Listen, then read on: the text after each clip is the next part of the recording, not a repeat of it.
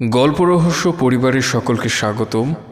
আজ আমরা শুনব স্যার আর্থার কোনান ডয়েলের লেখা শার্লক হোমসের অভিযান স্টাডি ইন স্কারলেটের ষষ্ঠ ও শেষ পর্ব। সংবিধিবদ্ধ সতর্কীকরণ: ধূমপান ও মদ্যপান স্বাস্থ্যের হানিকারক।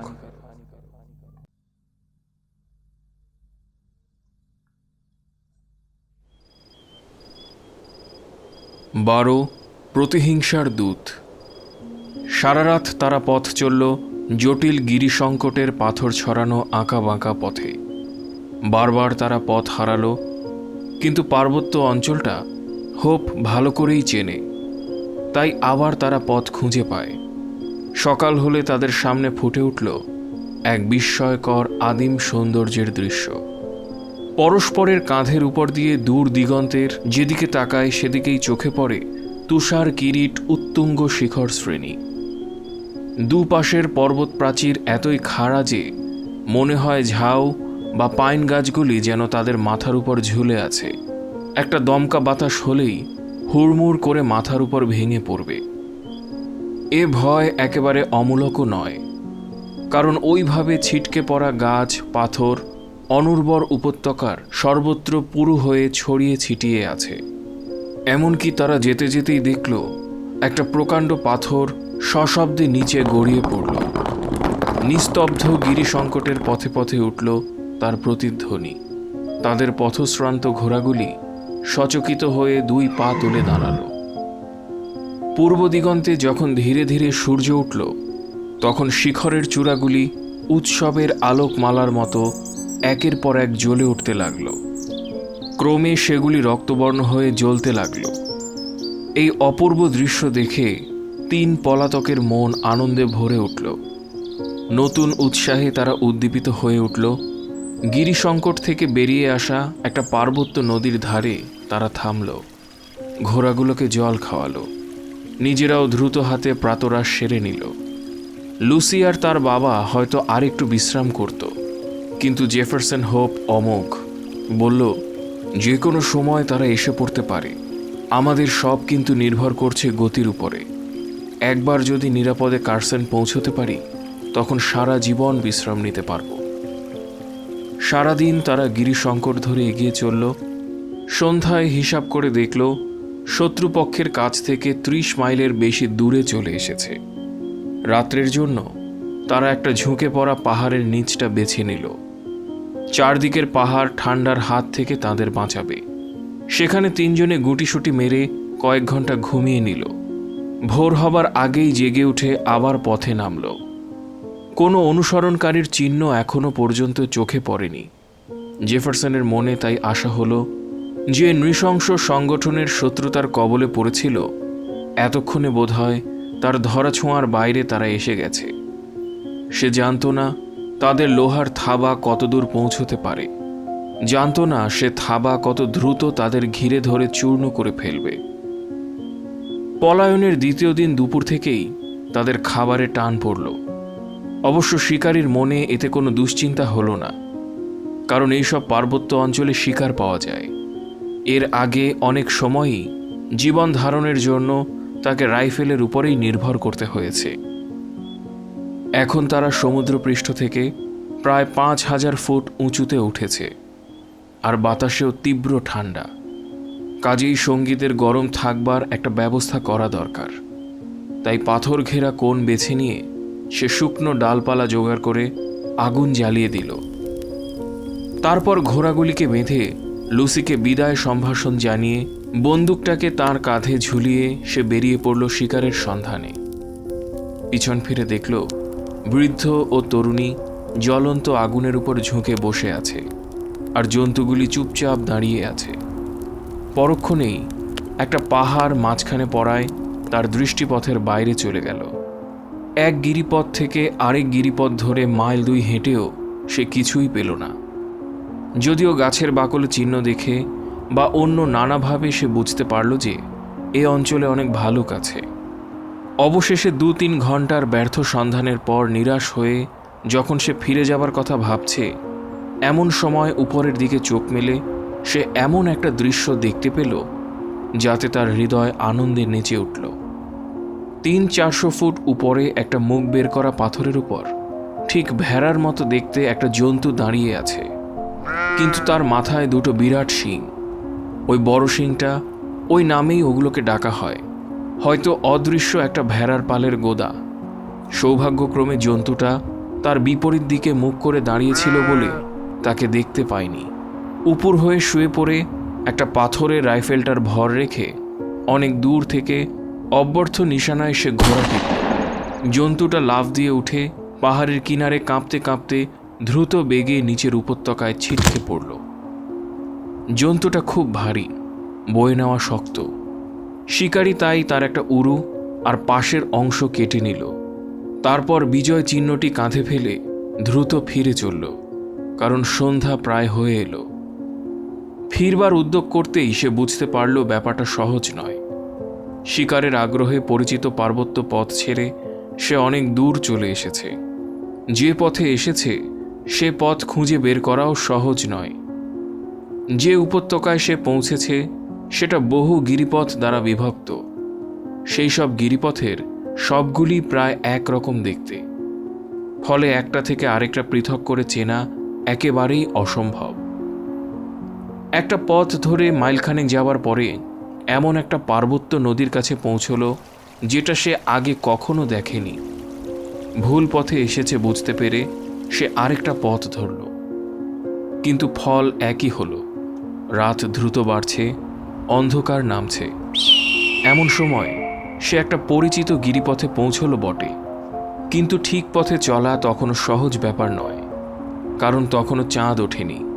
ফলে দুদিকের সুউচ্চ পর্বতশ্রেণী পথকে আরও অস্পষ্ট করে তুলেছে। একে কাঁধে বোঝা, তার উপর পথশ্রমের ক্লান্তি। সে অতি কষ্টে পা ফেলতে লাগল। মনে আসা প্রতিটি পদক্ষেপ তাকে লুসির নিকটবর্তী করছে, এবং যে খাদ্য সে নিয়ে যাচ্ছে তা বাকি ভ্রমণকালের পক্ষে যথেষ্ট। যে গিরিপথে সে ওদের রেখে গিয়েছিল একসময় সেই পথের মুখে সে পৌঁছল। অন্ধকারেও চারদিকের পাহাড়ের রেখা সে চিনতে পারল। সে চলে যাবার পর প্রায় 5 ঘন্টা কেটে গেছে। না জানি কত উৎকণ্ঠার সঙ্গে তারা তার জন্য অপেক্ষা করছে। মনের আনন্দে 2 হাত মুখের কাছে নিয়ে নিজের ফিরে আসবার সংকেত হিসাবে একটা অদ্ভুত শব্দ করল। সে শব্দ চারদিকে প্রতিধ্বনিত হলো। চুপ করে সে উত্তরের জন্য কান পাতল। তার নিজের স্বর নিস্তব্ধ গিরিপথে ছড়িয়ে পড়ে অসংখ্য প্রতিধ্বনি হয়ে তারই কানে ফিরে এলো। অন্য কোনো শব্দ শোনা গেল না। আবার শব্দ করল, আরও জোরে, কিন্তু ফেলে যাওয়া বন্ধুদের কাছ থেকে একটা অস্পষ্ট শব্দও ফিরে এলো না। এতক্ষণে একটা আবছা নামহীন ভয় তাকে ঘিরে ধরল। পাগলের মতো সে ছুটতে লাগলো। উত্তেজনায় মূল্যবান খাদ্যবস্তুও কাঁধ থেকে ফেলে দিল। মোড় ঘুরতেই যেখানে আগুন জ্বেলেছিল সেই জায়গাটা স্পষ্ট দেখতে পেল। পোড়া কাঠের ছাই তখনও ধিকি ধিকি জ্বলছে, কিন্তু স্পষ্টই বোঝা যায় সে চলে যাবার পরে আর নতুন করে কাঠ দেওয়া হয়নি। চারদিকে মৃত্যুর নিস্তব্ধতা। আশঙ্কা এবার বাস্তব রূপ নিল। সে ছুটতে লাগলো। আগুনের কাছে প্রাণী মাত্রও নেই। ঘোড়া, মানুষ, তরুণী সব নিশ্চিহ্ন।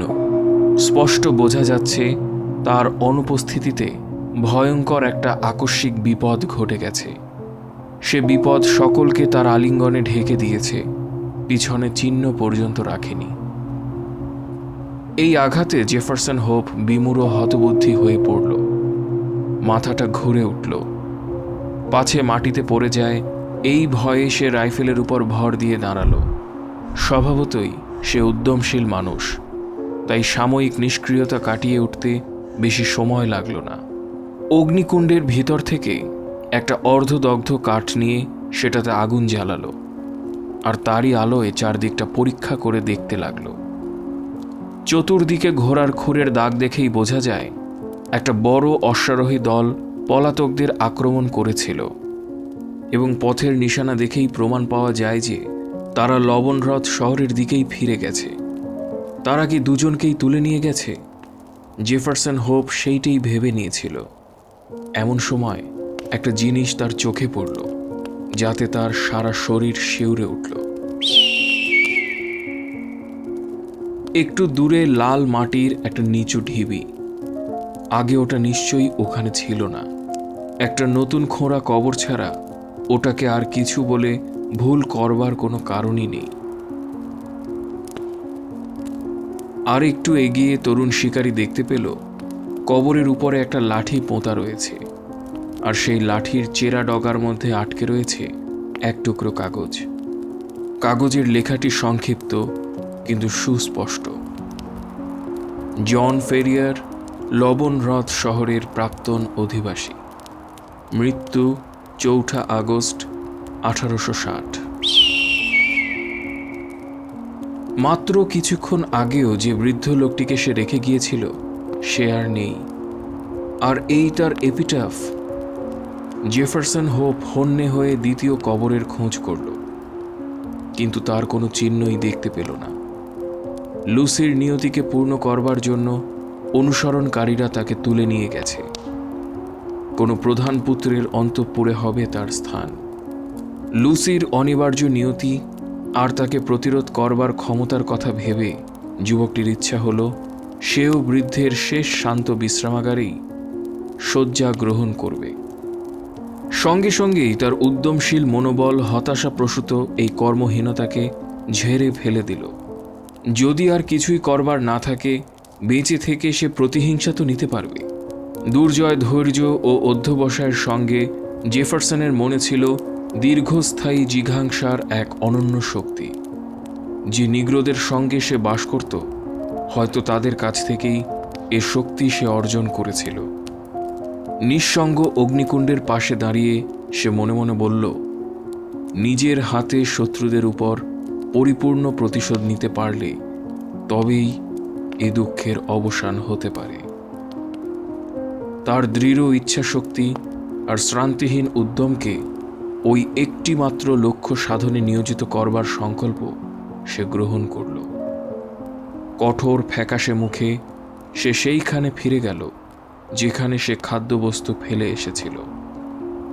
আগুনটাকে ভালো করে জেলে কয়েকদিন চলবার মতো মাংস তাতে ঝলসে নিল। তারপর সেই মাংসকে পুঁটলিতে বেঁধে শ্রান্ত পা ফেলে ফেলে পাহাড়ের উপর দিয়ে ফিরে চলল প্রতিহিংসার দূতদের পথ ধরে। ঘোড়ায় চেপে যে পথ সে পার হয়ে এসেছিল, 5 দিন ধরে পায়ে হেঁটে সেই গিরিপথ বেয়ে চলতে তার পা থেকে রক্ত ঝরল, শ্রান্তিতে দেহ ভেঙে পড়তে চাইল। রাত্রিতে পাহাড়ের গায়ে আছড়ে পড়ে কয়েক ঘন্টা ঘুমিয়ে নেয়, আবার ভোর হবার আগেই পথে নামে। 6ষ্ঠ দিন সে ঈগল গিরিপথে পৌঁছল। সেখান থেকেই শুরু হয়েছিল তাদের ভাগ্যহীন যাত্রা। সেখান থেকে সন্তদের বাড়ির ওপর তার চোখ গেল। শ্রান্ত ক্লান্ত দেহ নিয়ে সে রাইফেলের উপর ভর দিয়ে দাঁড়ালো। নিচেকার স্তব্ধ প্রসারিত শহরকে লক্ষ্য করে সে তার ক্ষীণ হাতখানা হিংস্রভাবে নাড়তে লাগল। ভালো করে তাকিয়ে দেখতে পেল কয়েকটি প্রধান প্রধান বাড়িতে পতাকা উঠছে। উৎসবের অন্য চিহ্নও চোখে পড়ল। সে ভাবতে লাগল, এসবের অর্থ কি? এমন সময় ঘোড়ার খুরের খটাখট শব্দ কানে আসতেই তাকিয়ে দেখল একজন অশ্বারোহী তার দিকেই আসছে। কাছে এলে চিনতে পারল সে একজন মর্মন, নাম কুপার। অতীতে তার অনেক উপকার সে করেছে। লোকটি কাছে এলে লুসি ফেরিয়ারের ভবিতব্য জানবার জন্য সেই প্রথম কথা বলল, আমি জেফারসন হোপ। আশা করি আমার কথা তোমার মনে আছে। মর্মন সবিস্ময়ে তার দিকে তাকালো। সত্যি এই বীভৎস ফ্যাকাশে মুখ আর হিংস্র উন্মত্ত চোখ, এই ছিন্নবাস অপরিচ্ছন্ন ভবঘুরেকে দেখে অতীতের ফিটফাট শিকারী তরুণ বলে চেনা শক্ত। শেষ পর্যন্ত তার পরিচয় সম্পর্কে নিঃসংশয় হতেই তার বিস্ময় আতঙ্কে পরিণত হল। সে চেঁচিয়ে বলে উঠল, তুমি কি পাগল যে এখানে এসেছ? তোমার সঙ্গে কথা বলছি বলে আমার জীবনও বিপন্ন হতে পারে। ফেরিয়ারদের পালাবার ব্যাপারে সাহায্য করবার জন্য 4 মহাত্মার নামে তোমার বিরুদ্ধে যে পরোয়ানা বেরিয়েছে। হোপ বলল, তাদের আমি ভয় করি না। তাদের পরোয়ানা কেউ নয়। কুপার, এ বিষয়ে কিছু খবর তুমি নিশ্চয়ই রাখো। তোমার প্রিয়জনের দিব্যি।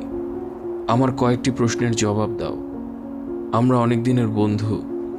ঈশ্বরের দোহাই, আমার প্রশ্নের জবাব দিতে অস্বীকার করো না। কি প্রশ্ন?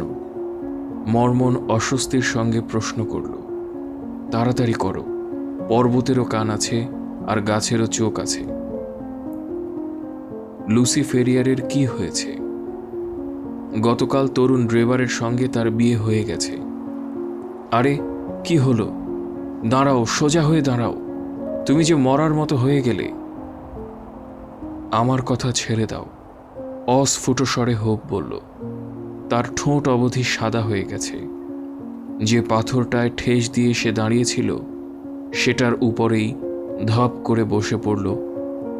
বিয়ে হয়ে গেছে না? গতকাল বিয়ে হয়েছে।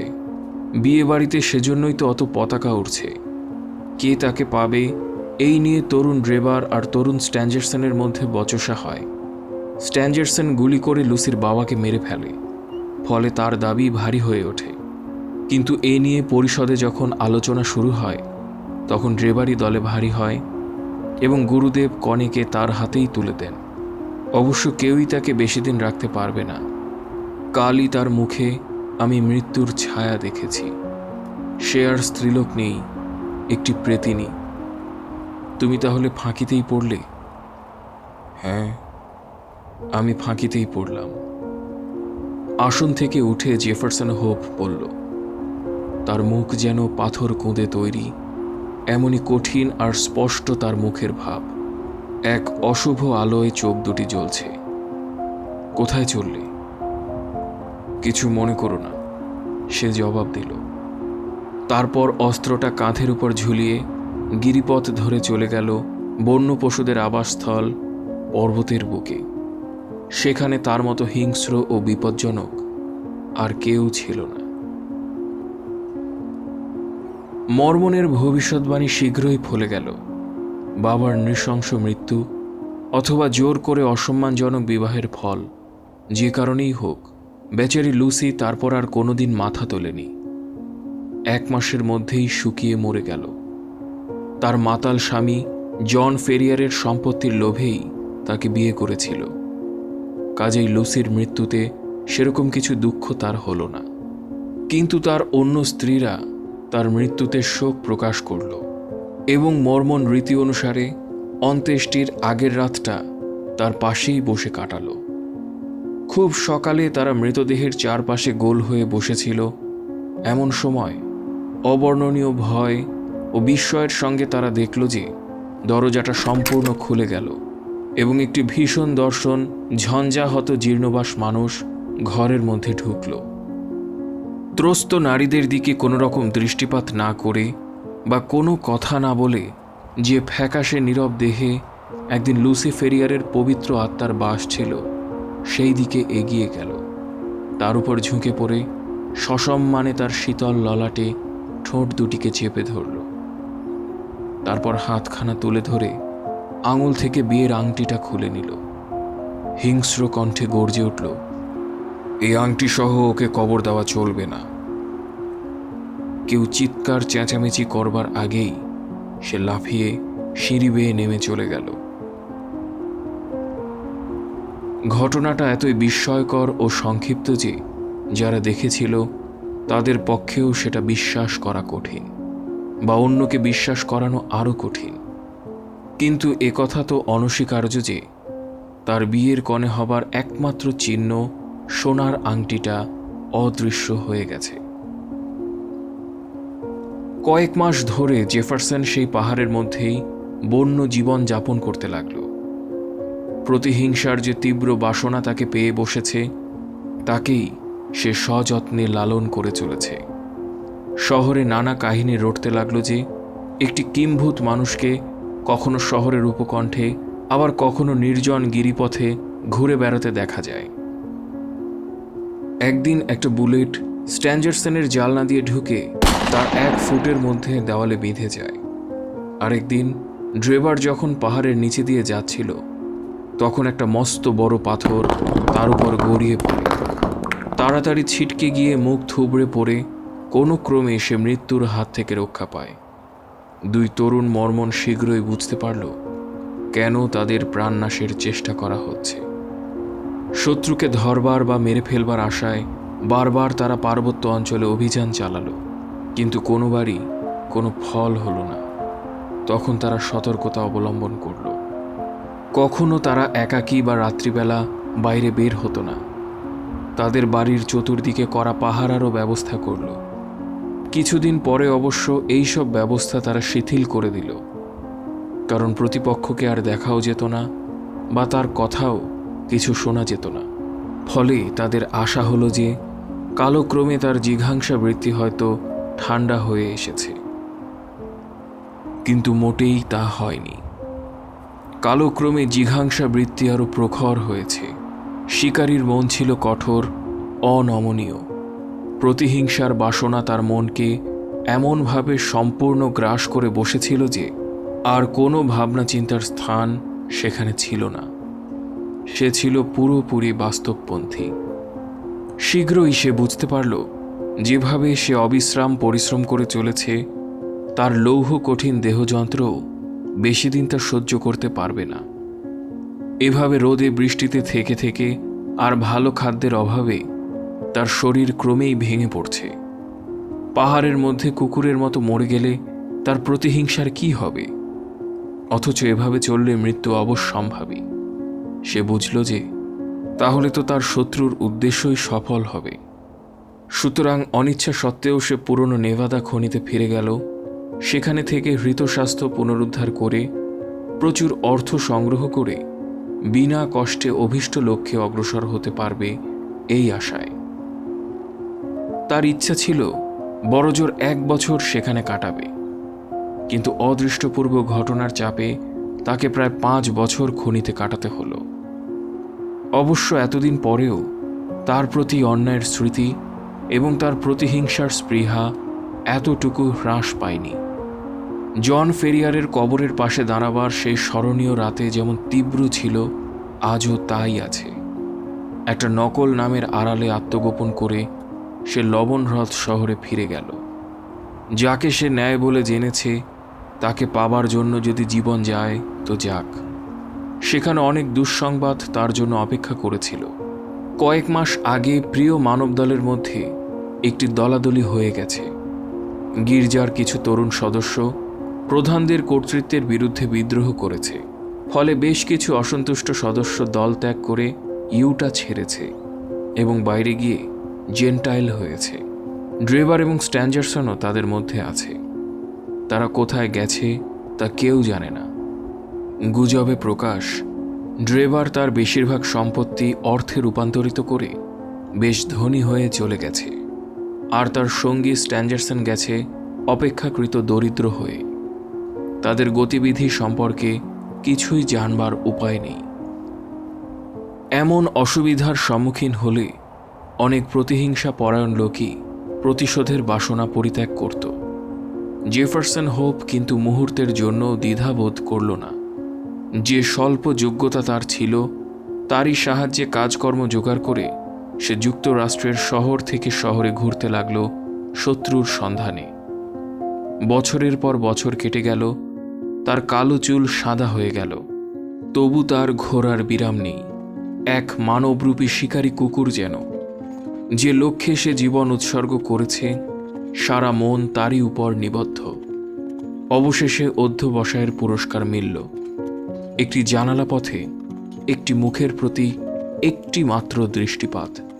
কিন্তু সেই একটি মাত্র দৃষ্টিপাত তাকে বলে দিল যাদের সন্ধানে সে ঘুরছে তারা আছে ওহাইওর ক্লিভল্যান্ডে। প্রতিহিংসার সব পরিকল্পনা পাকা করে সে ফিরে গেল তার শোচনীয় বাসস্থানে। ওদিকে ড্রেভার কিন্তু জানালা দিয়ে তাকিয়েই পথের বাউন্ডুলে লোকটাকে চিনতে পেরেছিল। তার 2 চোখে দেখেছিল খুন। স্ট্যাঞ্জারসন তখন তার ব্যক্তিগত সচিব। দুজনে মিলে তখনই কর্তৃপক্ষের সঙ্গে দেখা করে জানালো একজন পুরনো প্রতিদ্বন্দ্বীর ঈর্ষা ও ঘৃণার ফলে তাদের জীবন বিপন্ন হতে বসেছে। সেই সন্ধ্যায় জেফারসন হোপ হাজতে বন্দী হল। এবং জামিন দিতে না পারায় কয়েক সপ্তাহের জন্য আটক হয়ে রইল। শেষ পর্যন্ত যখন মুক্তি পেল তখন দেখল ড্রেভারের বাড়ি পরিত্যক্ত, সে এবং তার সচিব ইউরোপ যাত্রা করেছে। প্রতিশোধের চেষ্টা আবার ব্যর্থ হল। আবার অন্তরের সংহত ঘৃণা তাকে অনুসন্ধানে প্ররোচিত করল। অর্থের অভাবের জন্য আবার সে কাজে ফিরে গেল। আসন্ন ভ্রমণের জন্য প্রতিটি ডলার সঞ্চয় করে অবশেষে বেঁচে থাকবার মতো অর্থ সংগ্রহ হতেই ইউরোপ যাত্রা করল। সে কোনো চাকরের কাজ করেও শহর থেকে শহরে শত্রুদের খুঁজতে লাগল, কিন্তু পলাতকদের দেখা নেই। সেন্ট পিটার্সবার্গে পৌঁছে দেখে তারা প্যারিস চলে গেছে। সেখানে গিয়ে জানল এইমাত্র তারা কোপেনহেগেন যাত্রা করেছে। ডেনমার্কের রাজধানীতে পৌঁছতেও তার কয়েকদিন দেরি হয়ে গেল। ততদিনে তারা লন্ডনে পৌঁছেছে। সাক্ষাৎ মিলল সেখানেই। সেখানে কি ঘটল বৃদ্ধ শিকারীর নিজের বিবরণী উল্লেখ করলেই সেটা ভালো জানা যাবে। আর সেই বিবরণী যথাযথভাবে লিপিবদ্ধ করা আছে ডক্টর ওয়াটসনের জার্নালে। সে জার্নাল তো ইতিপূর্বেই আমাদের অনেক কথা জানিয়েছে।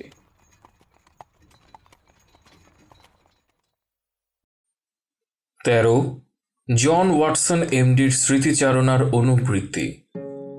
আমাদের বন্দির তীব্র প্রতিরোধ কিন্তু আমাদের প্রতি তার হিংস্র মনোভাবের পরিচায়ক বলে মনে হলো না। কারণ যখনই সে নিজেকে অসহায় বলে বুঝতে পারল, অমনি সে সহজভাবে হেসে উঠল এবং ধস্তাধস্তির সময় সে আমাদের কাউকে আঘাত করেনি বলে স্বস্তিও প্রকাশ করল।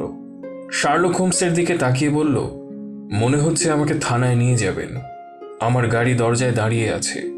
পায়ের বাঁধন খুলে দিলে আমি হেঁটেই সেখানে যেতে পারতাম।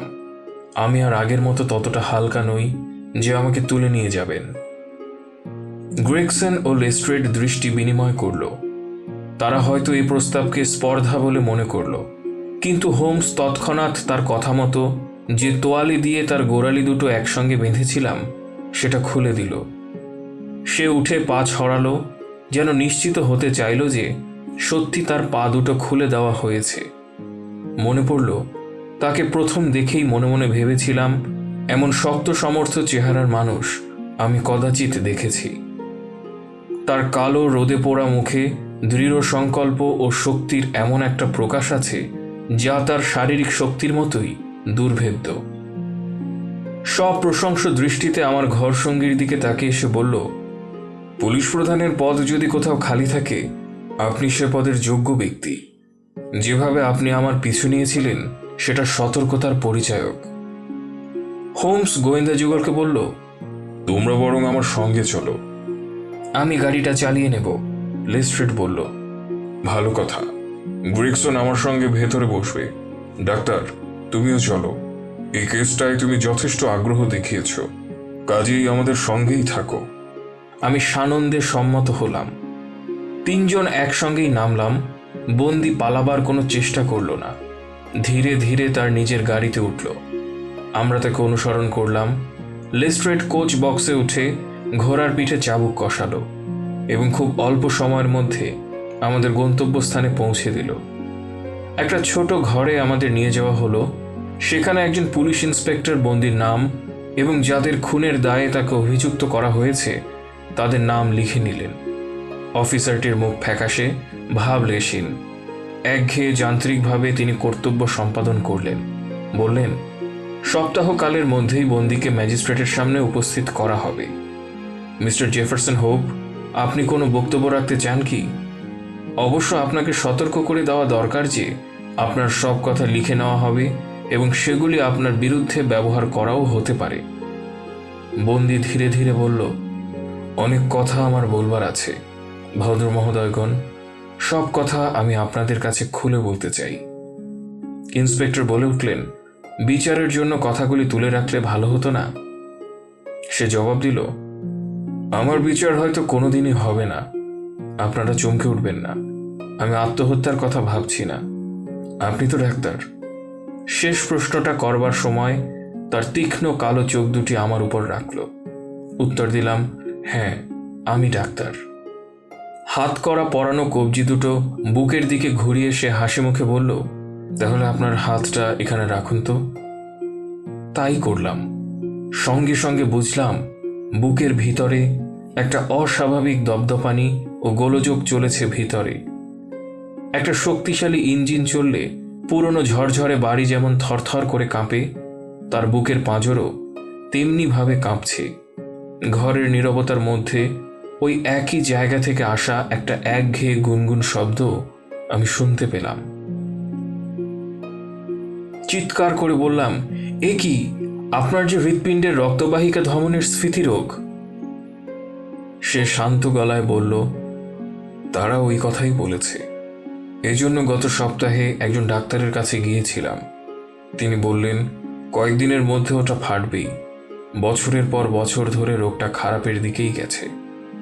লবণহ্রদ পার্বত্য অঞ্চলে রোদ জলে বাইরে কাটানো আর খাদ্যাভ্যাসের ফলেই ওটা হয়েছে। এতদিনে আমার কাজ শেষ করেছি, কখন চলে যাব তা নিয়ে আর মাথা ব্যথা নেই। কিন্তু যা করেছি তার বিবরণ রেখে যেতে চাই। লোকে আমাকে একটা সাধারণ খুনি বলে মনে রাখবে, সেটা আমি চাই না। তাকে কাহিনীটি বলতে দেওয়া উচিত হবে কিনা সে বিষয়ে ইন্সপেক্টর ও দুজন গোয়েন্দার মধ্যে একটা দ্রুত আলোচনা হলো। প্রথমজন প্রশ্ন করলেন, ডাক্তার, আপনি কি মনে করেন এখনই কোনো বিপদ ঘটতে পারে? নিশ্চয়ই পারে, আমি জবাব দিলাম। ইন্সপেক্টর বললেন, তাহলে তো ন্যায় বিচারের স্বার্থে আমাদের কর্তব্য একটা বিবৃতি নেওয়া।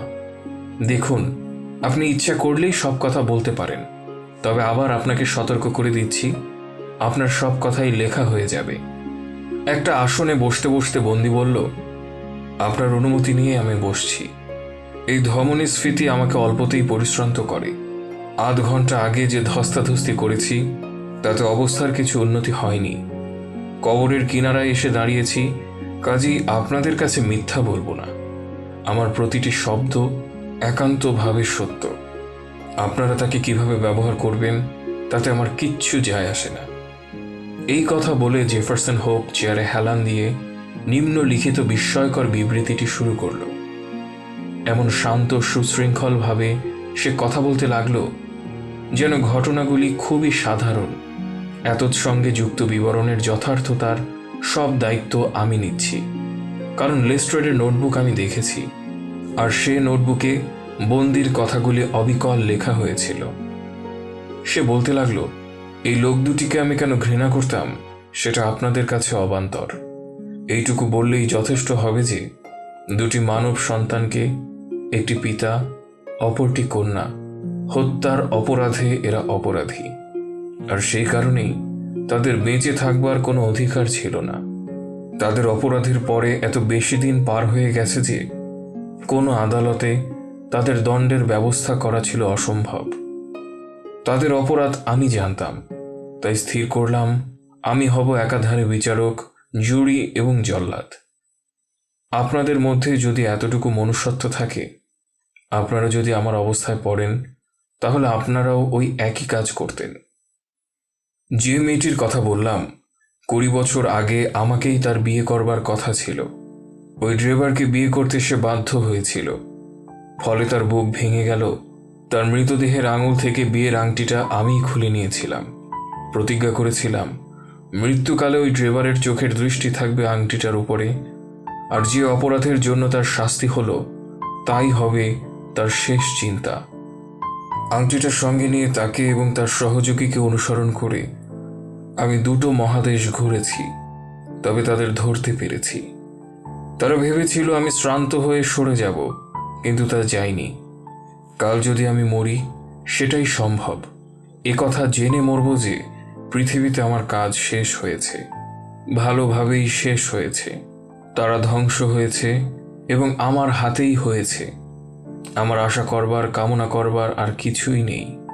তারা ছিল ধনী, আমি দরিদ্র, কাজেই তাদের অনুসরণ করা আমার পক্ষে খুব সহজ ব্যাপার ছিল না। লন্ডনে যখন এলাম আমার পকেট প্রায় ফাঁকা। বুঝলাম বেঁচে থাকবার জন্য কিছু না কিছু করতেই হবে। গাড়ি চালানো আর ঘোড়া চালানো আমার কাছে পায়ে হাঁটার মতোই স্বাভাবিক। তাই এক গাড়ির মালিকের কাছে দরখাস্ত করলাম, কাজও পেয়ে গেলাম। প্রতি সপ্তাহে মালিককে একটি নির্দিষ্ট অর্থ দিতে হবে। তার বেশি যা আয় হবে সেটা আমার। বেশি প্রায়ই কিছু থাকতো না, তবু তাই দিয়েই কোনো রকমে চালিয়ে নিতাম। পথ চেনাটাই হলো সব থেকে শক্ত কাজ। আমার তো মনে হয় যত রকম গোলক ধাঁধা আজ পর্যন্ত সৃষ্টি হয়েছে, এই শহর তার মধ্যে সবচাইতে গোলমেলে। একটা মানচিত্র সঙ্গে রাখতাম। তারপর একবার যখন বড় বড় হোটেল আর স্টেশনগুলো চিনে ফেললাম, তখন কাজ ভালোই চলতে লাগলো। আমার দুই ভদ্র মহোদয় কোথায় থাকেন সেটা বের করতেই বেশ কিছুদিন কেটে গেল। খুঁজতে খুঁজতে পেয়ে গেলাম নদীর ওপারে ক্যাম্বারওয়েলের একটা বোর্ডিং হাউসে তারা থাকে। একবার যখন সন্ধান পেয়েছি, জানতাম তাদের মুঠোর মধ্যে পেয়েছি, মুখে দাঁড়িয়ে রেখেছি, কাজেই তাদের পক্ষে আমাকে চিনবার কোনো সম্ভাবনাই নেই। সুযোগের অপেক্ষায় কুকুরের মতো তাদের পিছনে লেগে রইলাম। স্থির করে ফেললাম এবার আর পালাতে দেব না। তবু তারা কিন্তু পালাবার ব্যবস্থা করে ফেলেছিল। লন্ডনে তারা যেখানেই যাক, আমি তাদের পায়ে পায়েই ছিলাম। কখনো গাড়ি নিয়ে তাদের অনুসরণ করতাম, কখনো বা পায়ে হেঁটে। অবশ্য প্রথম ব্যবস্থাটাই ভালো, তারা তাদের চোখের বাইরে যেতে পারত না। খুব ভোরে অথবা অধিক রাতেই যা কিছু উপার্জন করতে পারতাম। ফলে মালিকের টাকা বাকি পড়তে লাগলো। কিন্তু যাদের খুঁজছি তাদের যদি ধরতে পারি তাহলে আর কিছুরই পরোয়া করি না। তারা খুবই চতুর, তাদের যে অনুসরণ করা হতে পারে এটা তারা বুঝেছিল। তাই কখনো তারা কেউ একা বা রাতের বেলায় বের হতো না। 2 সপ্তাহ ধরে প্রতিটি দিন তাদের পিছু পিছু গাড়ি চালালাম, কিন্তু বারেকের জন্য তাদের একা পেলাম না। ড্রাইভার অর্ধেক সময় মাতাল হয়ে থাকতো, কিন্তু স্ট্যাঞ্জারসনকে বাগে পাওয়াই মুশকিল। সকাল সন্ধ্যা তাদের উপর নজর রেখেছি, কিন্তু সুযোগের দেখা পাইনি। তাই বলে আশা ছাড়লাম না। কে যেন আমাকে বলতো লগ্ন আগত প্রায়।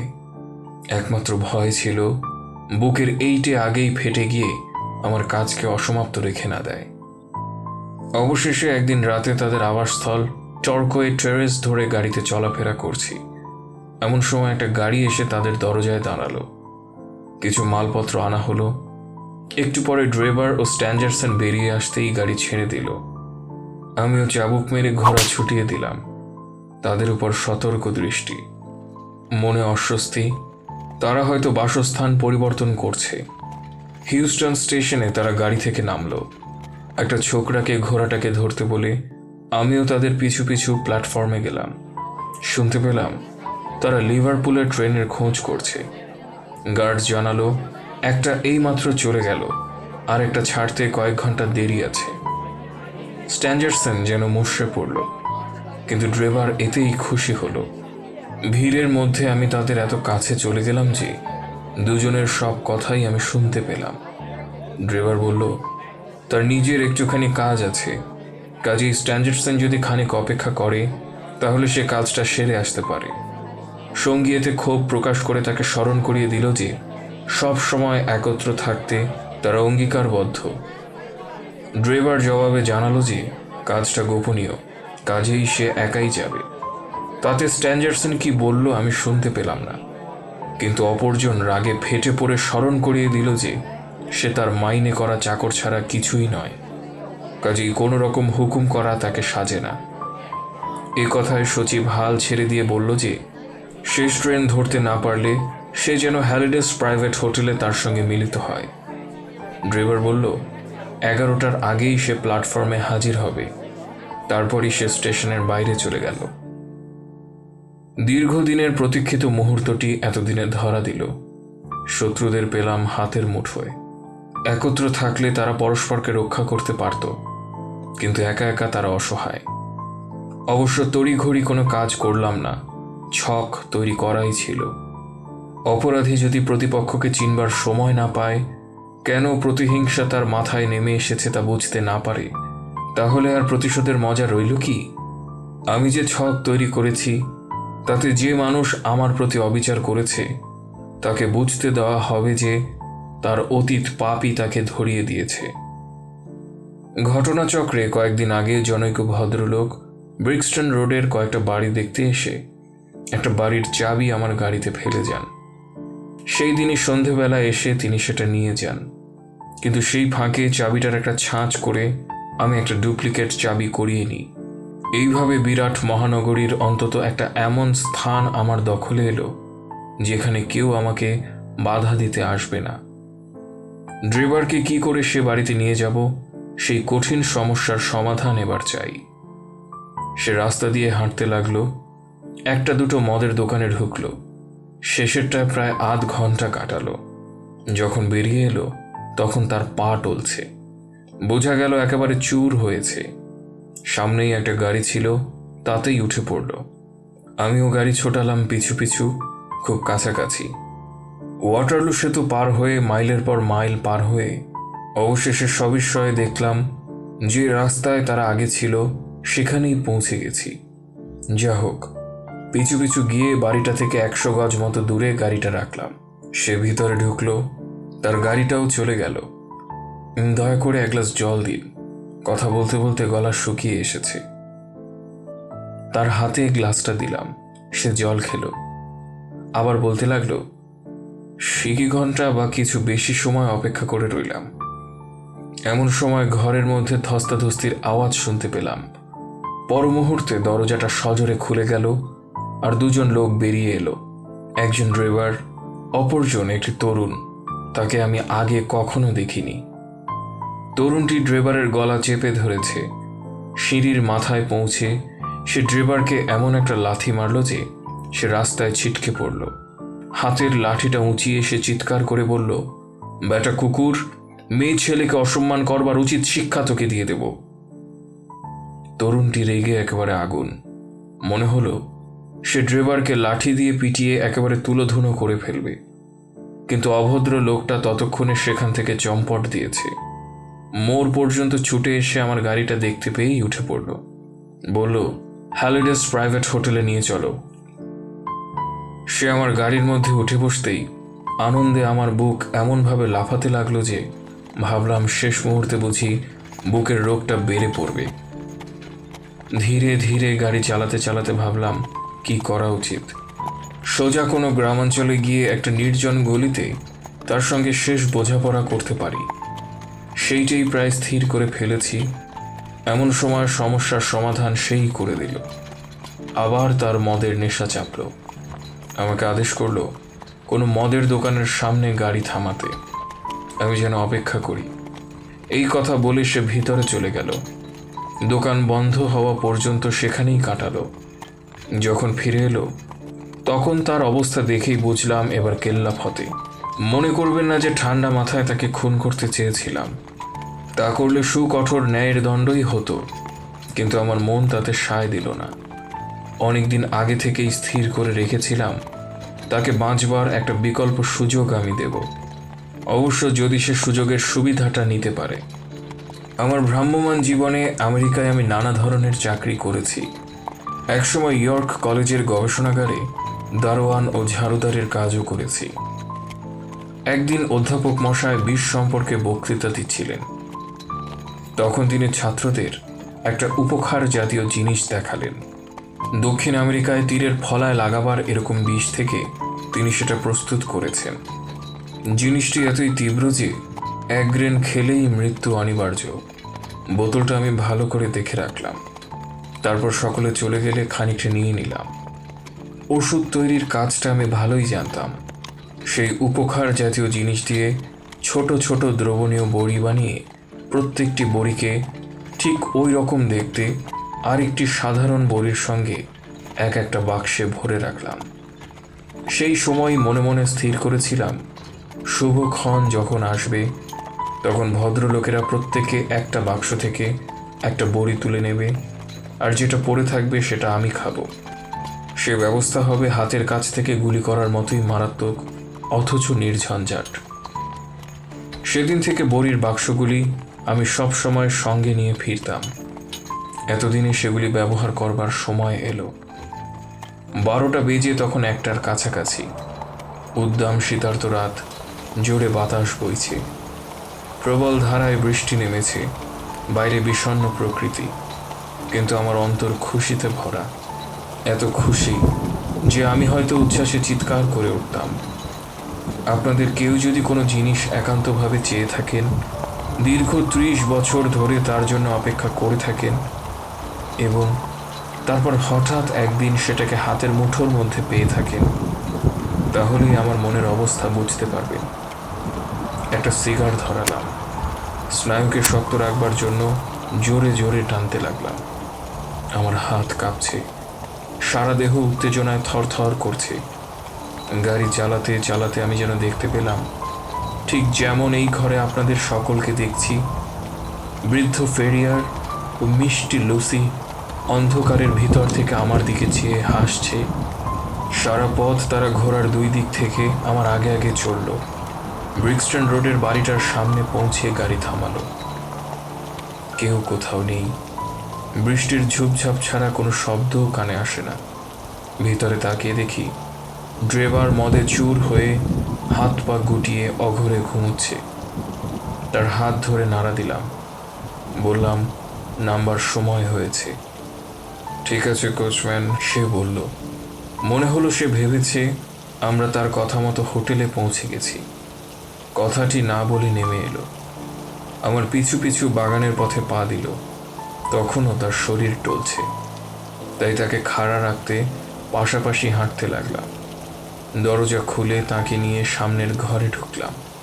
সত্যি বলছি, সারা পথ বাবা আর মেয়ে আমাদের আগে আগেই হেঁটে এসেছে। পা ঠুকতে ঠুকতে সে বলে উঠল, এ যে নরকের অন্ধকার, এক্ষুনি আলো জ্বালছি বলে দেশলাই ঠুকে সঙ্গে আনা মোমবাতিটা জ্বালালাম। তারপর এনো ড্রাইভার। তার দিকে ঘুরে বাতিটা আমার মুখের উপর ধরে বললাম, দেখো তো আমি কে। মদের নেশায় ক্ষীণ দৃষ্টি চোখ মেলে মুহূর্তের জন্য সে আমার দিকে তাকালো। তারপর তার চোখে দেখলাম বিভীষিকার ছায়া। তার সারা দেহ কাঁপতে লাগলো। বুঝলাম সে আমাকে চিনেছে। বিবর্ণ মুখে সে পিছিয়ে গেল। ভুরুর উপর বিন্দু বিন্দু ঘাম দেখা গেল। দাঁতে দাঁত লেগে শব্দ হতে লাগলো। সে দৃশ্য দেখে দেওয়ালে হেলান দিয়ে আমি অনেকক্ষণ ধরে সশব্দে হাসতে লাগলাম। আমি জানতাম প্রতিশোধ মধুর, কিন্তু মনের যে পরম সন্তোষ সেই মুহূর্তে লাভ করলাম, কোনোদিন তা আশা করিনি। কুকুর কোথাকার, আমি বললাম। লবণরথ শহর থেকে সেন্ট পিটার্সবার্গ পর্যন্ত তোকে খুঁজে বেরিয়েছি, আর আগাগোড়া তুই আমাকে ফাঁকি দিয়েছিস। এবার তোর সব ঘোরাঘুরির শেষ হবে, কারণ হয় তুই, না হয় আমি আর আগামীকালের সূর্যোদয় দেখতে পাবো না। সে ভয়ে কুঁকড়ে আরো পিছনে সরে গেল। তার মুখ দেখে মনে হলো সে আমাকে পাগল মনে করেছে। সত্যি সেই মুহূর্তে আমি পাগল হয়ে গিয়েছিলাম। আমার দেহের নাড়িগুলো হাতুড়ির আঘাতের মতো দপদপ করছে। সেই সময় আমার নাক দিয়ে সব এগে ঝরঝর করে অনেকটা রক্ত বেরিয়ে না গেলে আমি হয়তো মূর্ছিত হয়েই পড়তাম। দরজা বন্ধ করে দিয়ে চাবিটা তার মুখের সামনে নাচাতে নাচাতে বললাম, লুসি ফেরিয়ারকে এখন কেমন মনে হচ্ছে? শাস্তি বড়ই বিলম্বিত হয়েছে, কিন্তু অবশেষে সে এসেছে। আমার কথা শুনে তার ভীরু ঠোঁট দুটো কাঁপতে লাগলো। হয়তো সে প্রাণ ভিক্ষা চাইতো, কিন্তু সে ভালো করেই জানতো তাতে কোনো লাভ হবে না। তুমি কি আমাকে খুন করবে? কোনো রকমে সে কথাগুলি বলল। খুন কোথায়? আমি জবাব দিলাম। পাগলা কুকুরকে খুন করার কথা কি কেউ বলে? আমার প্রিয়তমাকে যখন তার নিহত বাবার কাছ থেকে টানতে টানতে নিয়ে তুলেছিলি তোর অভিশপ্ত নির্লজ্জ অন্তঃপুরে, তখন কি তাকে দয়া করেছিলি? আমি তার বাবাকে মারিনি, সে চেঁচিয়ে বলল। বাক্সটা তার দিকে এগিয়ে দিয়ে আমি আর্তক কণ্ঠে চেঁচিয়ে বললাম, কিন্তু তার নিষ্পাপ হৃদয়কে চূর্ণ বিচূর্ণ করেছিস তুই। উপর থেকে ঈশ্বর আমাদের বিচার করুন, যে কোনো একটা বেছে নিয়ে খেয়ে ফেল। এর একটাই আছে মৃত্যু, অপরটাই জীবন। যেটা তুই রেখে দিবি সেটা আমি খাবো। দেখা যাক পৃথিবীতে ন্যায় ধর্ম আছে নাকি আকস্মিকতাই আমাদের শাসন করে। সে উন্মাদের মতো চেঁচিয়ে উঠে ক্ষমা প্রার্থনা করতে লাগলো। আমি ছুরি বের করে গলায় চেপে ধরলাম। তখন সে আমার আদেশ পালন করলো। অবশিষ্ট বড়িটা আমি খেলাম। তারপর মিনিট খানেকের জন্য দুজন নীরবে মুখোমুখি দাঁড়ালাম। দেখা যাক কে বাঁচে আর কে মরে। যন্ত্রণার প্রথম সতর্কবাণী যখন বলে দিল যে বিষ প্রবেশ করেছে তার দেহে, তখন তার মুখের সেই দৃশ্য কি আমি কোনোদিন ভুলতে পারবো? লুসির বিয়ের আংটিটা তার চোখের সামনে তুলে ধরলাম, কিন্তু সে মুহূর্তের জন্য। উপকারের ক্রিয়া বড়ই দ্রুত। যন্ত্রণায় তার সমস্ত শরীর বিকৃত হয়ে উঠল। 2 হাত সামনে ছড়ে দিয়ে সে টলতে লাগলো। তারপর বিকৃত চিৎকার করে সশব্দে মেঝের উপর পড়ে গেল। পা দিয়ে তাকে উল্টে দিয়ে তার হৃৎপিণ্ডের উপর হাতটা রাখলাম। কোনো গতি নেই, সে মারা গেছে। আমার নাক দিয়ে তখনও রক্ত ঝরছে, কিন্তু আমার সেদিকে খেয়াল নেই। সে রক্ত দিয়ে দেওয়ালে কিছু লিখবার ধারণা আমার মাথায় কেমন করে এলো আমি জানি না। হয়তো পুলিশকে ভুল পথে চালাবার দুষ্টবুদ্ধি থেকেই সেটা হয়েছিল। আমার মন তখন হালকা ও খুশিতে ভরা। আমার মনে পড়ল নিউ ইয়র্কে একজন জার্মানের মৃতদেহ পাওয়া গিয়েছিল, যার উপর রেইজ শব্দটা লেখা ছিল। আর তখন সংবাদপত্রে মন্তব্য করা হয়েছিল যে ওটা গুপ্ত সমিতির কাজ। মনে হলো যা নিয়ে নিউ ইয়র্কের মানুষরা ধাঁধায় পড়েছিল, তাতে লন্ডনের মানুষদেরও নিশ্চয়ই ধাঁধা লাগবে। তাই নিজের রক্তেই আঙুল ডুবিয়ে দেওয়ালের গায়ে কথাটা লিখে দিলাম। তারপর হাঁটতে হাঁটতে গাড়ির কাছে ফিরে গেলাম। কেউ কোথাও নেই। রাত তখন উদ্দাম। গাড়ি চালিয়ে কিছু দূর গিয়ে যে পকেটে লুসির আংটিটা রাখতাম, সেই পকেটে হাত দিয়ে দেখি আংটিটা নেই। মাথায় যেন বজ্রাঘাত হলো, কারণ আমার কাছে ওইটি তার একমাত্র স্মৃতিচিহ্ন। ড্রাইভারের মৃতদেহের উপর যখন ঝুঁকেছিলাম, তখনই হয়তো সেটা পড়ে গেছে। এই কথা ভেবে আবার ফিরে গেলাম। পাশের একটা রাস্তায় গাড়ি রেখে সাহসের সঙ্গে সেই বাড়িতে গেলাম, কারণ আংটিটা ফিরে পাবার জন্য আমি সব কিছু করতে পারি। কিন্তু সেখানে পৌঁছা মাত্রই বাড়ি থেকে বেরিয়ে আসা একজন পুলিশ অফিসারের একেবারে হাতের মধ্যে পড়ে গেলাম। কোনো রকমে পার মাতালের ভান করে তার সন্দেহের হাত থেকে রেহাই পেলাম। এইভাবে এনো ড্রাইভার শেষ হলো। স্ট্যান্ডারসনের জন্য অনুরূপ ব্যবস্থা করে জন ফেরিয়ারের ঋণ শোধ করাই তখন আমার একমাত্র কাজ। জানতাম সে হ্যালিডেজ প্রাইভেট হোটেলে আছে। সারাদিন তককে তককে থাকলাম, কিন্তু সে একবারও বাইরে বেরোলো না। মনে হয় ড্রাইভার ফিরে না আসায় সে একটা কিছু সন্দেহ করেছিল। সে খুব ধূর্ত, সবসময় নিজেকে বাঁচিয়ে চলত। কিন্তু ঘরের ভিতর থাকলেই সে আমার হাত থেকে রেহাই পাবে, এ কথা ভেবে থাকলে সে ভুল করেছিল। তার শোবার ঘরের জানালা কোনটা জেনে নিলাম। পরদিন শেষ রাতে হোটেলের পিছনের গলিতে রাখা একটা মইয়ের সাহায্যে উষার আবছা অন্ধকারে তার ঘরে ঢুকলাম। তাকে ঘুম থেকে তুলে বললাম, লগ্ন সমাগত, অনেকদিন আগে যে জীবন তুমি নিয়েছিলে, আজ তার বদলা নিতে হবে। ড্রাইভারের মৃত্যুর বিবরণ দিয়ে তাকেও বিষাক্ত বড়ির সেই একই সুযোগ দিলাম। বাঁচবার সে সুযোগ না নিয়ে সে বিছানা থেকে লাফ দিয়ে এসে আমার গলা টিপে ধরল। আত্মরক্ষার জন্য আমি তার বুকে ছুরি বসিয়ে দিলাম। যে পথেই যাক, ওই একই পরিণতিই হতো, কারণ স্বয়ং ঈশ্বরও তার অপরাধীর হাতে ওই বিষ ছাড়া আর কিছুই তুলে দিতে পারতেন না। আর বিশেষ কিছু বলবার নেই, আমারও সময় ঘনিয়ে এসেছে। যা হোক, তারপরেও পথে পথে গাড়ি চালাতে লাগলাম। উদ্দেশ্য ছিল এইভাবে কিছু টাকা জমলেই আমেরিকা ফিরে যাব। আস্থা বলেই দাঁড়িয়েছিলাম। এমন সময় একটা হতচ্ছাড়া ছেলে আমাকে বলল যে 221B বেকার স্ট্রিটের এক ভদ্রলোক জেফারসন হোপের গাড়িটা ডেকেছেন। কোনো রকম সন্দেহ না করেই সেখানে গেলাম। তারপর এই যুবকটি আমার হাতে চুরি পরিয়ে দিলেন, আর এত সুন্দরভাবে কাজটি করলেন যে আমি জীবনে তেমনটি দেখিনি। ভদ্র মহোদয়েরা, আমার কাহিনী এখানেই শেষ। আপনারা আমাকে খুনি মনে করতে পারেন, কিন্তু আমি মনে করি আমিও আপনাদেরই মতো একজন ন্যায়ের রক্ষক। লোকটির বিবৃতি এতই উত্তেজনাপূর্ণ এবং তার বলার ভঙ্গিটি এতই হৃদয়গ্রাহী যে আমরা অভিভূত হয়ে চুপ করে বসে রইলাম। এমনকি যে সরকারি গোয়েন্দারা অপরাধের সব ব্যাপারেই নিস্পৃহ থাকে, তারাও এই লোকটির কাহিনী গভীর মনোযোগ সহকারে শুনল। তার বলা শেষ হলে কয়েক মিনিট আমরা স্তব্ধ হয়েছিলাম।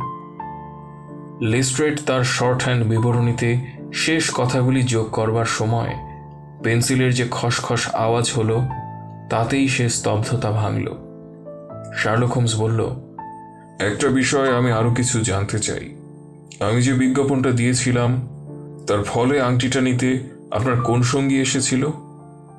বন্দি আমার বন্ধুর দিকে চোখ টিপে ঠাট্টার সুরে বলল, আমার গোপন কথা আপনাদের বলতে পারি, তাই বলে অন্যকে তো বিপদে ফেলতে পারি না। বিজ্ঞাপনটা আমিই দেখেছিলাম, ভেবেছিলাম এটা একটা চালও হতে পারে, আবার আমার প্রত্যাশিত আংটিটাও হতে পারে। আমার বন্ধু স্বেচ্ছাই গিয়েছিল। সে যে বেশ নিপুণতার সঙ্গেই তার কাজ করেছে, সেটা নিশ্চয়ই আপনি স্বীকার করবেন। হোমস সানন্দে বলল, সে বিষয়ে কোনো সন্দেহই নেই। ইন্সপেক্টর গম্ভীর গলায় বললেন, ভদ্র মহোদয়গণ, আইনের বিধান আমাদের মানতেই হবে। বৃহস্পতিবার বন্দীকে ম্যাজিস্ট্রেটের সামনে উপস্থিত করা হবে। আপনাদের সকলেরই সেখানে উপস্থিত থাকা প্রয়োজন। তার আগ পর্যন্ত বন্দির সব দায়িত্ব আমার। তিনি ঘণ্টা বাজাতেই দুজন রক্ষী এসে জেফারসন হোপকে নিয়ে গেল। বন্ধু আর আমিও থানা থেকে বেরিয়ে একটা গাড়ি নিয়ে বেকার স্ট্রিটে ফিরে গেলাম।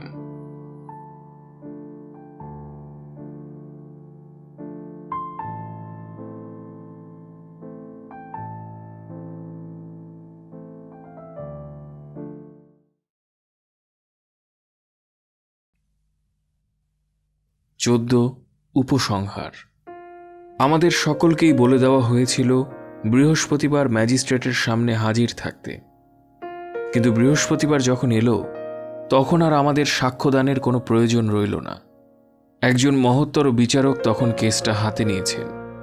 জেফারসন হোপকে এমন একটা বিচারালয়ের সামনে ডাকা হয়েছে যেখানে সে ন্যায় বিচারই পাবে। গ্রেপ্তার হবার দিন রাতেই তার স্ফীত ধমনীটা ফেটে যায়।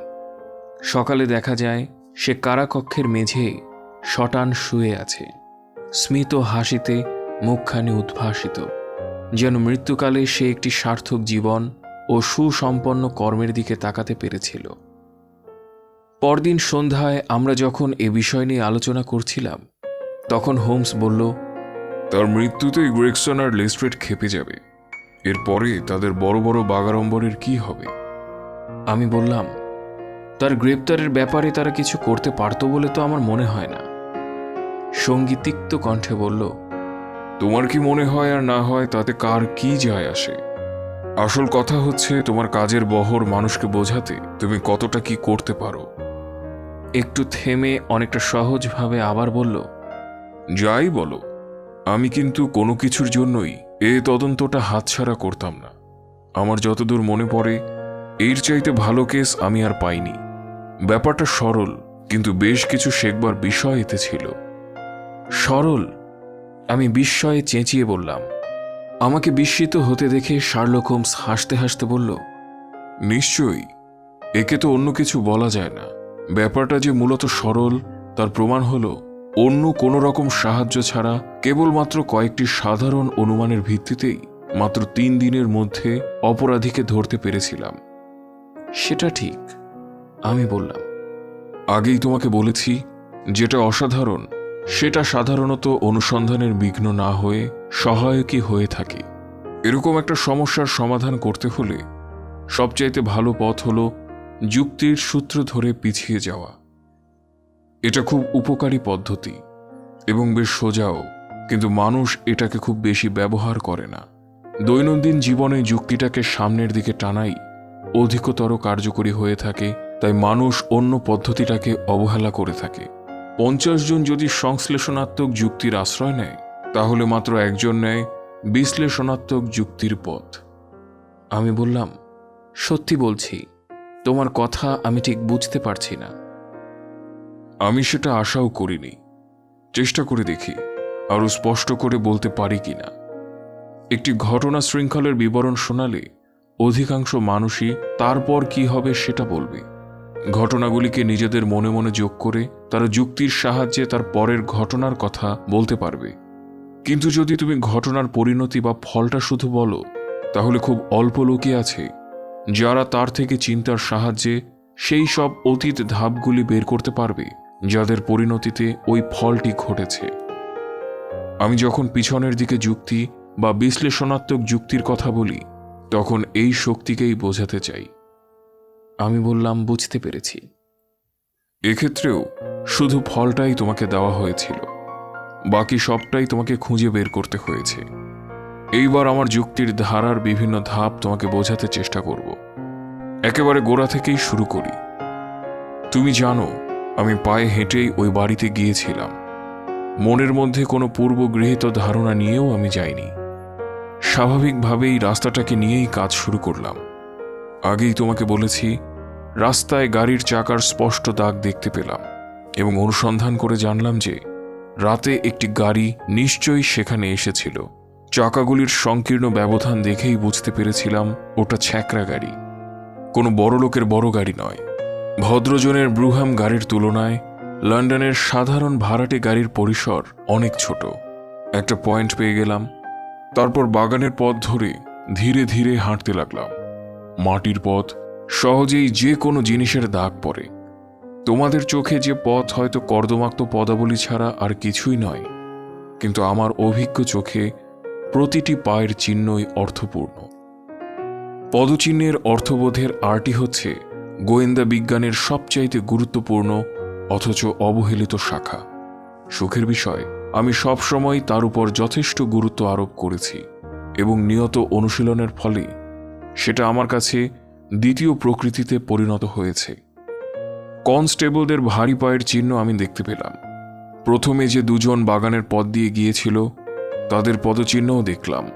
খুব সহজেই বলা যায় যে তারাই অন্য সকলের আগে এসেছিল, কারণ অনেক জায়গাতেই অন্য পদচিহ্নের নিচে চাপা পড়ে তাদের পায়ের দাগগুলি একেবারেই বিলুপ্ত হয়ে গেছে। এইভাবে আমার দ্বিতীয় সূত্রটি পেয়ে গেলাম। বুঝতে পারলাম রাতের অতিথি এসেছিল দুজন। একজন বেশ উঁচু লম্বা, অপরজন যে শৌখিন সাজে সুসজ্জিত সেটা বোঝা যায় তার জুতোর ছোট ও সুন্দর ছাপ থেকে। ঘরে ঢুকে দ্বিতীয়োক্ত অনুমানটির সমর্থন পাওয়া গেল। শৌখিন জুতো পরা লোকটি আমার সামনেই পড়েছিল, তাহলে লম্বা লোকটি খুন করেছে। অবশ্য খুন যদি সত্যই হয়ে থাকে, মৃত ব্যক্তির দেহে আঘাতের কোনো চিহ্ন ছিল না, কিন্তু তার মুখে যে উত্তেজনার প্রকাশ ছিল তাতেই আমি নিশ্চিতভাবে বুঝতে পারলাম যে মৃত্যুর আগেই সে তার নিয়তিকে দেখতে পেয়েছিল। যেসব লোক হৃদযন্ত্রের ব্যাধিতে বা অন্য কোনো আকস্মিক কারণে মারা যায়, তাদের মুখে কখনো উত্তেজনার চিহ্ন দেখা যায় না। মৃত ব্যক্তির ঠোঁট শুকে আমি একটা টক টক গন্ধ পেলাম, আর তার থেকেই সিদ্ধান্তে পৌঁছলাম যে তাকে জোর করে বিষ খাওয়ানো হয়েছে। এবারও তার মুখে ঘৃণা ও ভয়ের প্রকাশ দেখেই আমি অনুমান করলাম যে বিষটা জোর করে খাওয়ানো হয়েছে। বর্জন পদ্ধতির সাহায্যেই এই সিদ্ধান্তে আমি এসেছিলাম, কারণ আর কোনো কল্পনার দ্বারা সব ঘটনার ব্যাখ্যা করা যায় না। মনে করো না যে এটা কোনো রকম অশ্রুতপূর্ব ব্যাপার। অপরাধের ইতিহাসে জোরপূর্বক বিষ প্রয়োগ কোনো নতুন কথা নয়। ওডিসার ডলস্কির ঘটনা এবং মপেলিয়ারের লেতুরিয়ারের ঘটনা যে কোনো বিষ বিজ্ঞানীরই অবশ্য মনে পড়বে। এইবার বড় প্রশ্নটি দেখা দিল, খুনের উদ্দেশ্য কি? ডাকাতি নয়, কারণ কিছুই খোয়া যায়নি। তবে কি রাজনীতি, নাকি কোনো স্ত্রীলোক? এই প্রশ্নই আমার সামনে দেখা দিল। প্রথম থেকেই দ্বিতীয় সম্ভাবনার দিকেই আমার মন ঝুঁকেছিল। রাজনৈতিক হত্যাকারীরা কাজ শেষ করেই পালিয়ে যায়। এক্ষেত্রে কিন্তু খুব সুপরিকল্পিতভাবে খুন করা হয়েছে এবং খুনি সারা ঘরময় তার পায়ের চিহ্ন রেখে গেছে। তাতেই বোঝা যায় যে সর্বক্ষণই সে ঘরের মধ্যে ছিল। এরকম সুশৃঙ্খল প্রতিশোধ একমাত্র ব্যক্তিগত অন্যায়ের জন্যই ঘটতে পারে, রাজনৈতিক কারণে নয়। দেওয়ালের লেখাটা আবিষ্কৃত হবার পর আমার অভিমত দৃঢ়তর হল, ওটা নিশ্চয়ই কোনো ফাঁকি। আংটিটা পাওয়ার পরে সব কিছু পরিষ্কার হয়ে গেল। খুনি নিশ্চয়ই নিহত ব্যক্তিকে কোনো মৃত বা অনুপস্থিত স্ত্রীলোকের কথা স্মরণ করিয়ে দেওয়ার জন্যই ওটা ব্যবহার করেছিল। ওই সময় আমি গ্রেগসনকে জিজ্ঞাসা করেছিলাম যে ক্লিভল্যান্ডে প্রেরিত টেলিগ্রামে সে মিস্টার ড্রেভারের অতীত জীবন সম্পর্কে কিছু জানতে চেয়েছে কিনা। তোমার নিশ্চয়ই মনে পড়ে যে সে নেতিবাচক জবাব দিয়েছিল। তখন আমি ঘরটাকে ভালোভাবে পরীক্ষা করলাম। তা থেকেই খুনির উচ্চতা সম্পর্কে আমার ধারণার সমর্থন পেলাম। ত্রিচিনোপলি সিগার এবং বড় বড় নখের তথ্যও তা থেকেই পেলাম। যেহেতু সংঘর্ষের কোনো চিহ্নই ঘরের মধ্যে ছিল না, আমি সিদ্ধান্ত করলাম যে মেঝেতে যে রক্ত রয়েছে সেটা প্রবল উত্তেজনার ফলে খুনির নাক থেকে ঝরে পড়েছে। দেখতে পেলাম রক্তের পথ আর তার পায়ের পথ একসঙ্গে মিশে গেছে। অতিরিক্ত রক্তের চাপ না থাকলে শুধু উত্তেজনার ফলে কোনো মানুষের ক্ষেত্রে এরূপ ঘটতে পারে না। তাই আমি ঝুঁকি নিয়েও সিদ্ধান্ত করে বসলাম যে খুনির চেহারা হৃষ্টপুষ্ট এবং তার মুখ লাল। পরবর্তী ঘটনা প্রমাণ করে যে আমার বিচার নির্ভুলই হয়েছিল। সে বাড়ি থেকে এসে আমি সেই কাজটি করলাম গ্রেগসন যেটা অবহেলা করেছে। ক্লিভল্যান্ডের পুলিশের বড় কর্তার কাছে টেলিগ্রাম করে শুধুমাত্র জানতে চাইলাম এনোক ড্রেভারের বিবাহ সংক্রান্ত ঘটনাবলী। চূড়ান্ত জবাব পেলাম।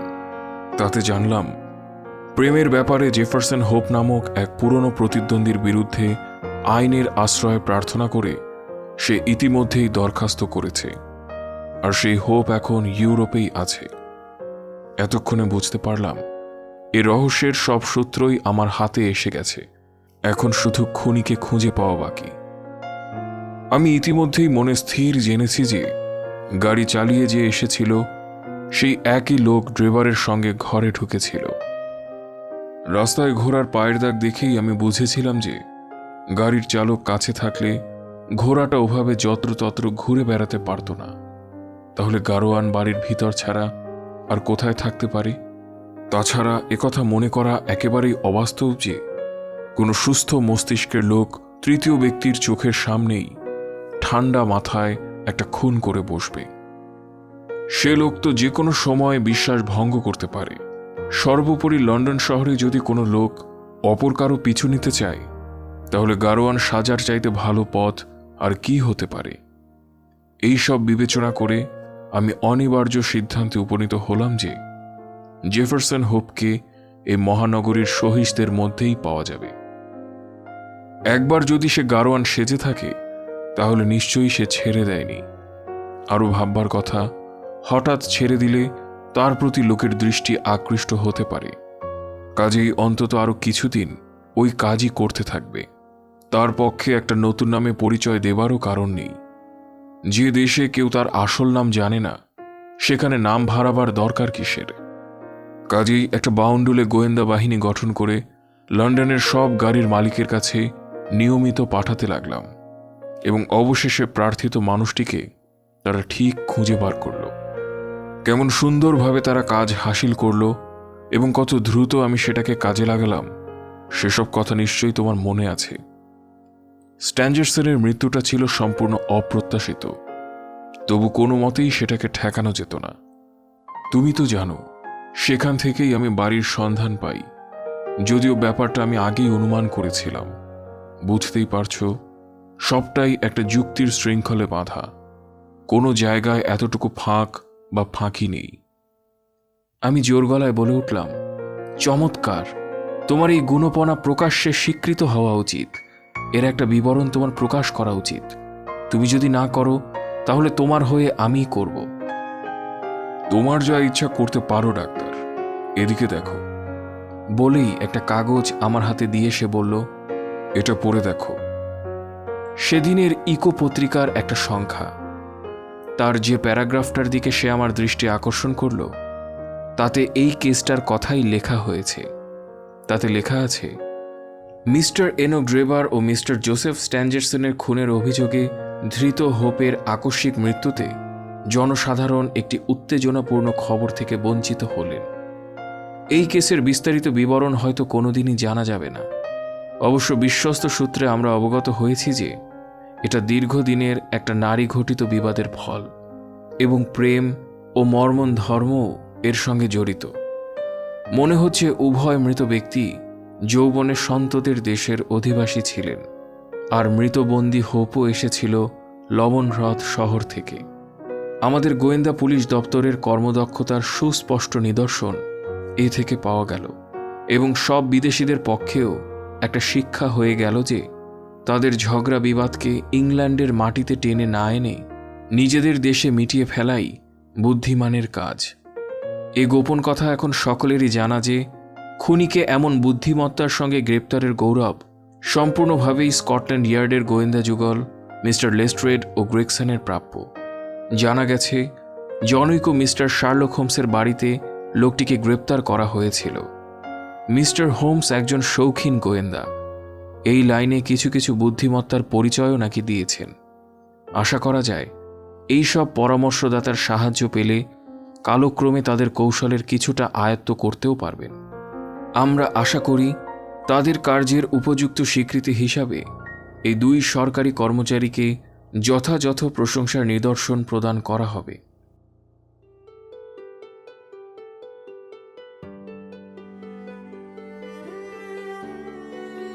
কাজের গোড়াতেই তোমাকে আমি বলিনি? সহাস্যে শার্লক হোমস বলে উঠল। আমাদের রক্ত সমীক্ষার এই হলো নিট ফল, তাদের একটা প্রশংসাপত্র পাইয়ে দেওয়া। আমি বললাম, কিছু ভেবো না, সব ঘটনা আমার জার্নালে লিখে রেখেছি, জনসাধারণ ঠিকই জানতে পারবে। ততদিনে দেশের কৃপণ লোকটির মতো এই ভেবে সাফল্য সম্পর্কে সন্তুষ্ট থাকো যে পপুলাস মে সিবলাট at mihi plaudo ipse domini simul numos contemplar in arca।